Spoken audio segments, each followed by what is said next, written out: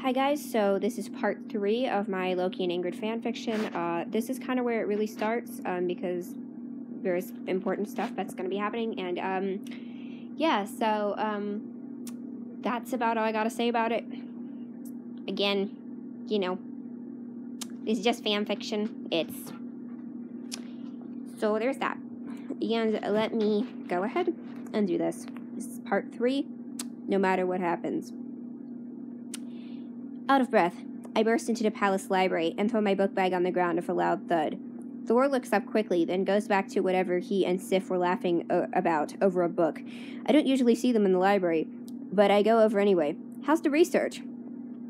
Not going well since Thor showed up, drawls Sif, glancing back over his shoulders. What are you doing here anyway? Need a sparring partner? No, thank you. I've sparred enough. I just found something. I breathe excitedly, then halt. Do I really want to share it with him, or do I wait until Loki comes back? I decide to share because this is just too good to keep a secret, even for Loki. I open the book quickly, flipping to the page I have marked and memorized. Infinity Stones! I jump up excitedly, pointing at them. Look at them! We all know what Infinity Stones are, Ingrid, sighs Sif. May I go back to my research? She's talking about molecular energy, interdimensional activity, everything that can be achieved through the imagination. Thor looks up from the book and turns back to me. Is that right, Ingrid? You want to know how to harness the power of Infinity Stones? Thor laughs and turns back to his book. What did you find? I've been searching for days for this stuff. Is it good? Loki, I sigh. Don't make this more complicated. So I make things complicated now. What are you doing with my brother? Why are you late? I snap back. You were supposed to be here earlier. I showed them because I was too excited. Don't look at those books. Thor, Sif, any of you, back off. He seizes the book out of my hand, and for good measure, raids everything in the room that Sif might get her warrior's fingers on. It's in the library archives, brother, says Thor calmly. Perhaps you should consider that. Sif and I have just as much right in here as you. Perhaps you should exercise that right, doing mindless swordplay all day. At least I'm learning something. You need to get outside, brother, get some air. And deal with you and Sif and whoever the rest of your worthless friends are. Do you expect me to stoop so low as to be around such beings? Loki, I don't care. Don't do that. I said put the books down.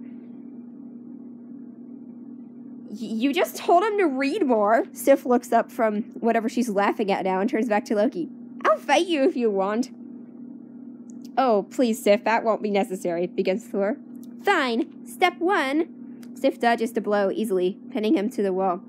Think twice about coming back in here while Thor and I... No, Sif! I can hear Thor getting ready to punch her straight in the face, but Loki quickly uses his shield charm. Yes, brother, I would like to know, wouldn't I? What are you and Sif doing in the library exactly? Perhaps a quiet place too. Don't even think about it, Loki. We're only researching. I can hear you, brother. You don't have to shout. You were implying things, Loki. We aren't doing anything. I'm telling Father that the two of you got naughty in the library. Thor looks at Sif, speechless, then silently turns back to his book. I don't want Thor acquiring more knowledge than me, whispers Loki. Now, if you'll excuse me, I have to go. I have to have a word with Odin. Don't even think about it. Ingrid? Are you standing up for him just when I thought someone cared? No, it's not like that at all. It's just... I don't know. Maybe you're jealous of Sif? What? Sif looks up quickly, then returns to her reading. No, I say quietly. I don't believe in lies. You don't have any evidence. Stay out of this, Ingrid. I can feel every word just inches from my face as I figure out how to defend myself. But the blow never comes. He backs away quickly, then looks back at me. You're right, like always. I don't claim to be always right, Loki. Ingrid? What? Maybe I won't bother Father about this. It doesn't matter to me what Thor and Sif were doing. What matters, his voice drops, is that I make him look bad, set them up for failure. I want to be king, and if I can't impress my father with my own wits, then perhaps... No, you shouldn't cheat your way to the throne, Loki. All right, come on. Come with me to dinner. That will at least make Father watch someone other than me. I feel like I'm constantly being judged when I'm in his presence. Did you ever ask Thor how he feels? I ask it loud. Thor looks up from the book and begins, You never did ask me, Loki. I don't feel well. We'll discuss it over dinner then. Come on. Still a week until the delegation from Vanaheim, Father? Thor asks, taking another chicken thigh. Yes, Thor, only 1 week. I think you can wait, Queen Frigga smiles, then quickly blushes, realizing that the question was meant for her husband. I'm still hungry, grunts Sif under her breath. How do all of you eat like that? Loki asks, looking down at the plate of impossible proportions. It just comes back up. And it doesn't help that Father is judging me the whole time. I'm afraid of not winning his favor, and this food is for warriors only. He doesn't say it, but I know that's what he's thinking. The delegation isn't for a week yet. You may go. Odin gives the command. Loki pales as he gets up from his chair, and I follow him, having eaten my fair portion. I'm glad to leave, he says to me once we're out of earshot, but he let Thor stay. Maybe he wants to talk to him about the delegation, probably because I'm not important to him. He sighs. I'm sorry.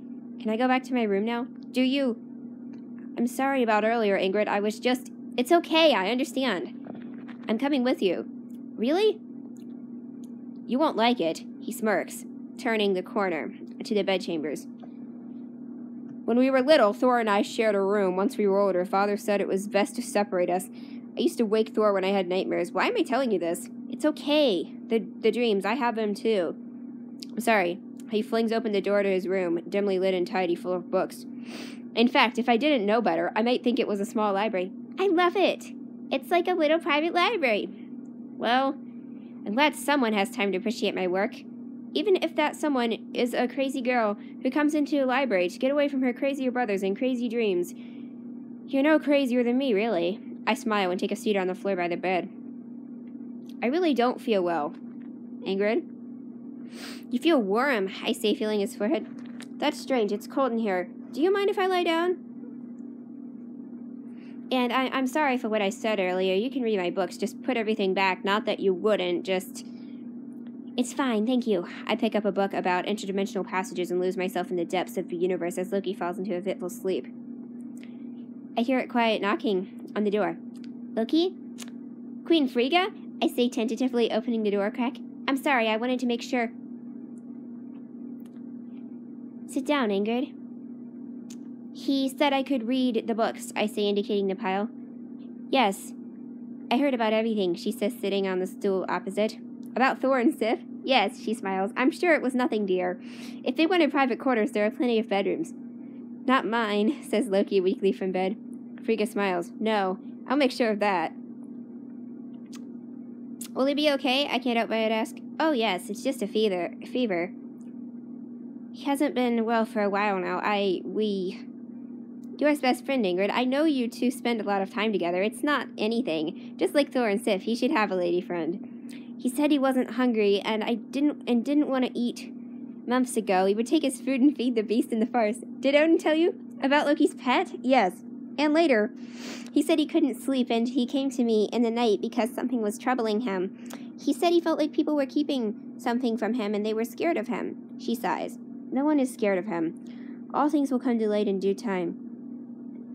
I want to know everything now. I can hear Loki try to sit up, then get disoriented and fall back on the pillows. Shh, Loki, I brought you some broth. Thank you, Mother, he says weakly. His guardian dinners aren't exactly for the faint of stomach. He's making jokes, Ingrid. He's going to be just fine. She smiles. Yes, I breathe. I'm sorry, Loki. I told her everything. I know you can hear me. It's fine. I want her to know. She's not the only one. Shh. She's the only one. Shh. Okay, drink this. Frigga holds up a rough spoon to Loki's lips as I hear my name called faintly from across the hallway. That would be my brother, I whisper quietly. I have to go. Yes, I wish Loki felt the same way about Thor. Well, I don't want to go. Then don't go. It's your choice, Ingrid. It's your choice where you go, what you do. All right, then, I'll stay. As long as someone tells Thor and Sif to go down the right staircase, I laugh. Maybe they'll have fun sparring with my brothers. I'll tell them, murmurs Loki. I kind of hope that your brothers finish them off. I feel the same way. That's when I know. No matter what happens, no matter who lives, who dies, who becomes king, we will always understand each other better than the moon and the stars.